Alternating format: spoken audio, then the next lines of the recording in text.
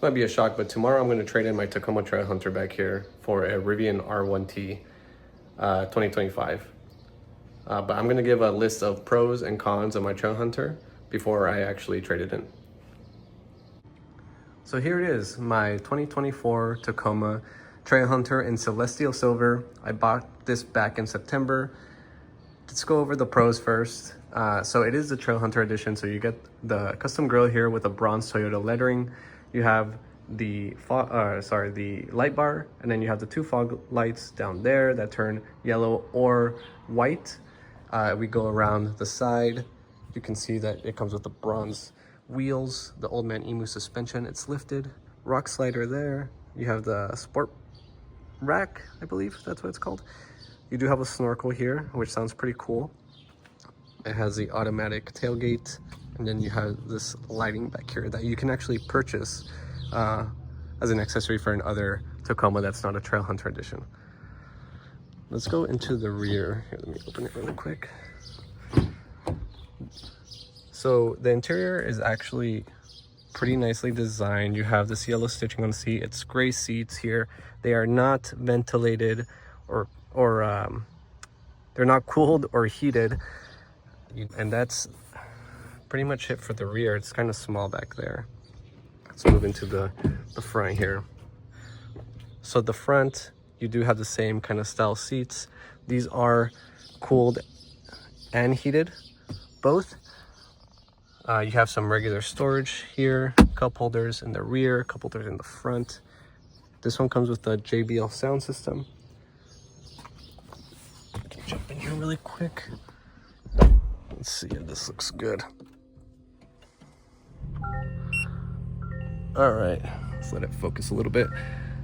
Okay, cool. So you have this big screen up front.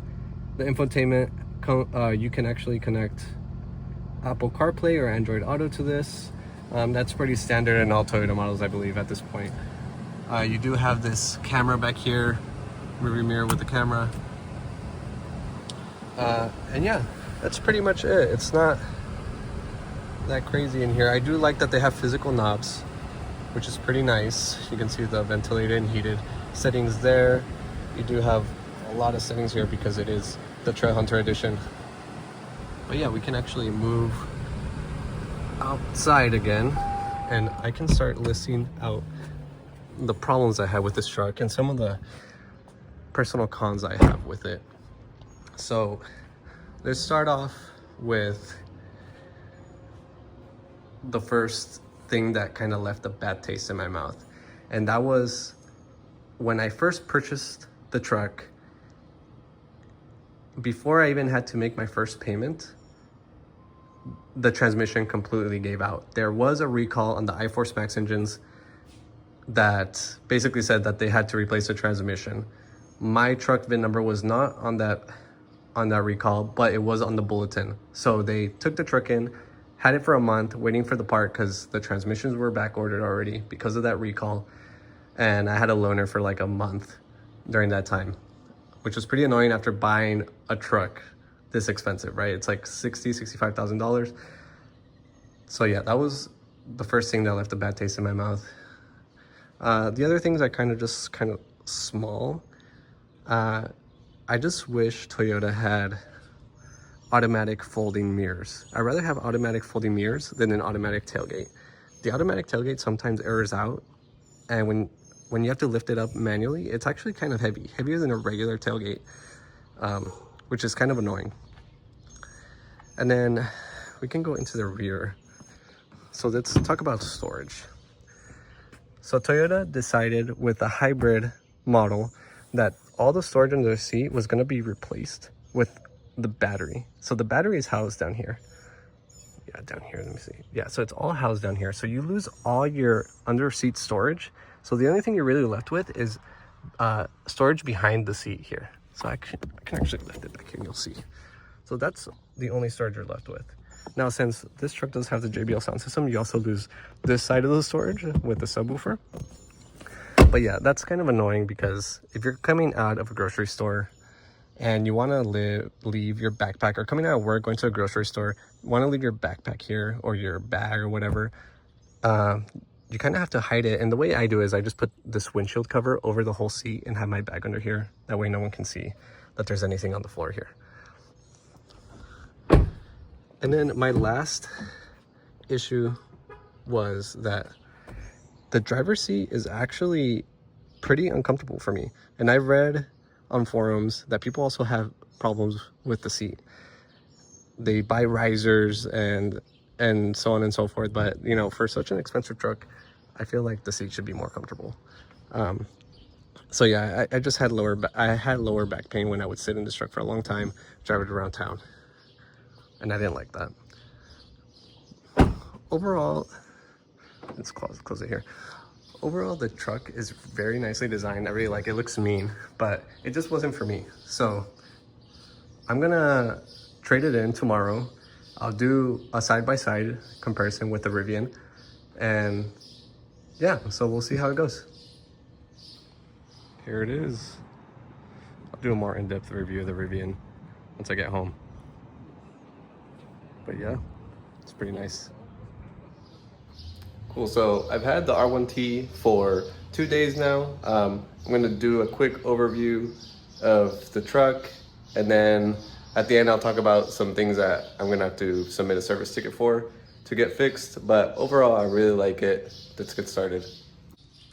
Here it is, the 2025 R1T and LA Silver. I'm gonna read the spec sheet really quick here.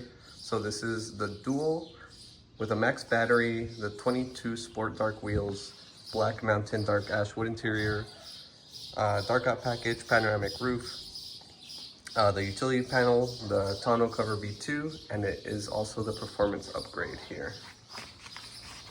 So let's get started. We'll start from the rear and then work our way up front, then up to the interior. So we go back here. I did order it with a tonneau cover, automatic. Looks pretty nice. Sounds a little bouncy, but I think that's normal.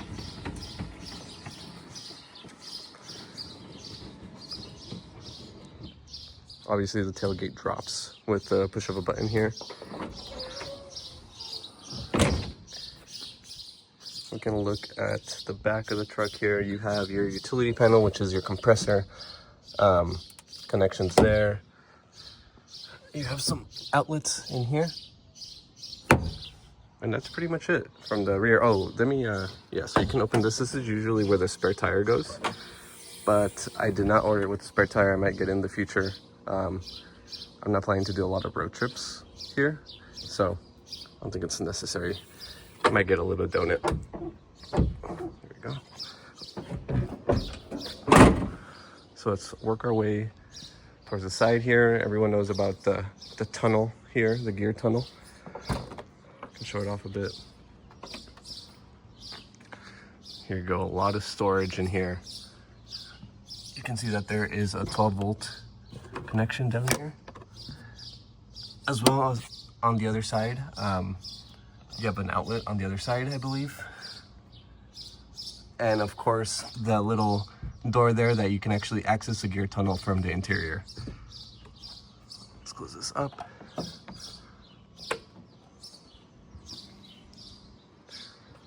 Work our way up front. So of course, since it is an EV, this one has a lot of storage, and everyone talks about truck frunks. So here is the frunk for the R1T. Let's open it up. There's a button down here that you can actually click, and it's automatic. So there you go. Pretty big frunk. You can actually store, you can put ice in here, you can make it a cooler.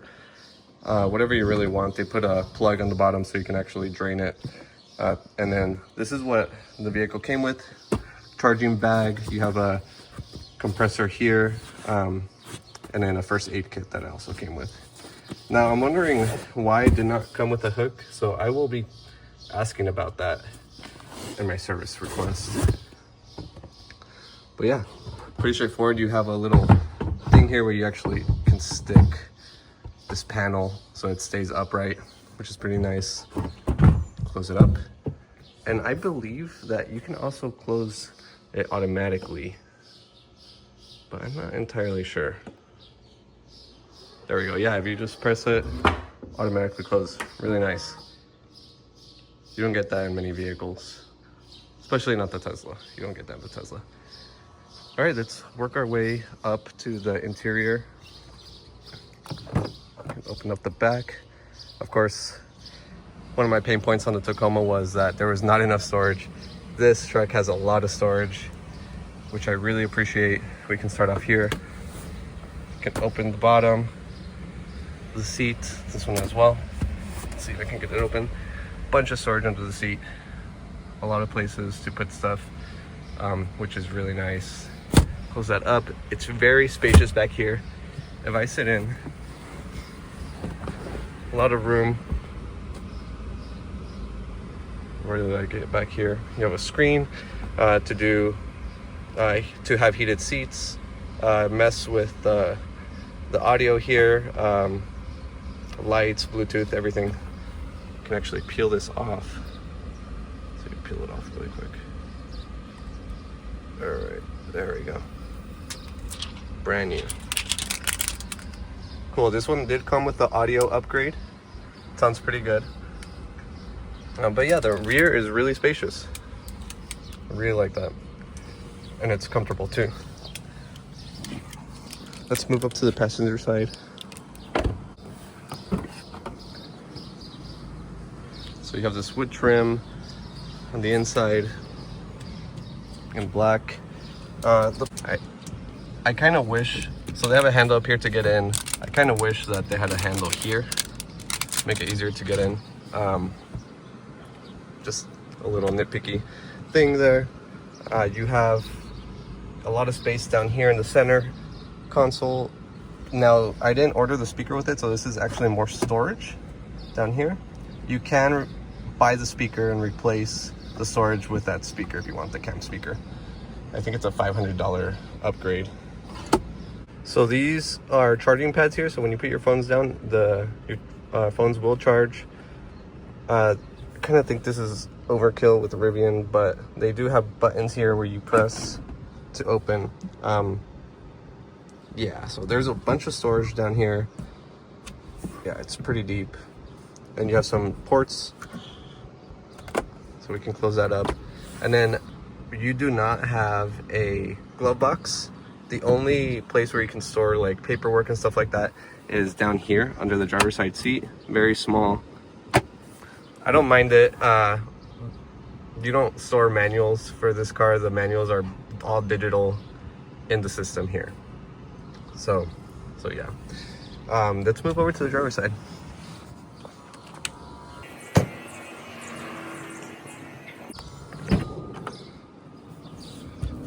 So the driver's side, really comfortable, you know, heated and cooled seats here for the front seats.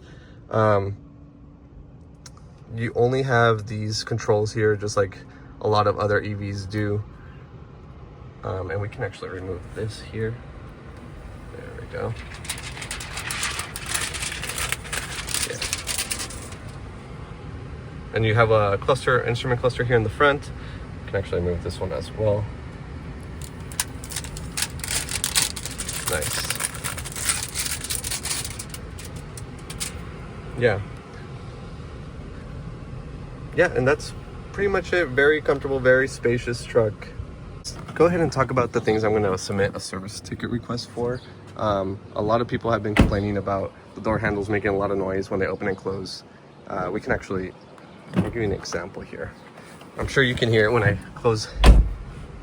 I locked the car, so let's lock the car and you'll be able to hear it. Watch this. Hopefully you heard that. So a little bit of squeaking there on the door handles. I'm gonna see if that's normal or not. It's kind of annoying. Another thing here is the charge port door. You can see that it looks like it's a little pushed in here. I don't think it's aligned correctly. It works fine. Right. I just feel like it's not aligned. But I think that's pretty much it. The truck is pretty good so far. No major issues. It looks nice. My main quirk from getting this instead of keeping the Tacoma was the space, the storage, and this definitely checks all those boxes. So yeah, that is my review of the Rivian. Let me know what you think in the comments.